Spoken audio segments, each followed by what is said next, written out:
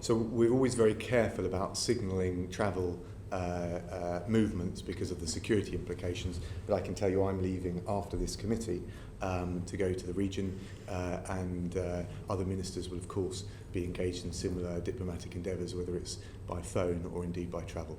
The central assessment that we were operating to, and it was certainly backed up by both the JIC and the military, is that most likely the central proposition was that given the troop withdrawal by the end of August, you would see a steady deterioration from that point, and that it was unlikely Kabul would fall this year.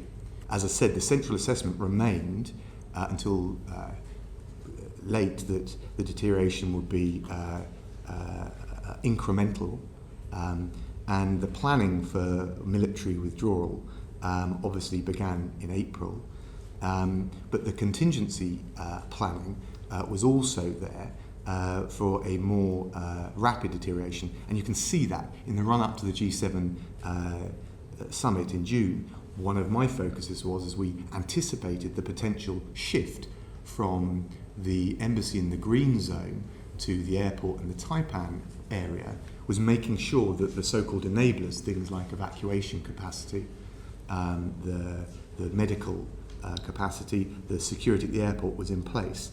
And we did all of that to make sure that we could shift from the green zone, as we did, to the airport in the 13th to 14th. On the 11th of August, the US said that the Taliban were likely to seize the whole country. It was just a question of how long it was going to take. Were you already on holiday? So, by the way, that is part of the central assessment that I described, that we thought that they would seize. There are basically a variety of scenarios between Taliban takeover and civil war, but the most likely, the central assessment, was that it would be a Taliban consolidation of power, but that it would take place in the months following the evacuation, and that Kabul would not fall before the end of the year. You didn't answer the second half of my question. Were you already on holiday on the 11th of August? I've given a full statement on my holiday. I've said that I wouldn't have gone away with the benefit of hindsight, which is the luxury of commentating. When did you go on holiday? I'm not going to start, Chris, adding to, frankly, the fishing expedition beyond the facts that I've articulated in a fulsome statement and having answered questions continuously about that.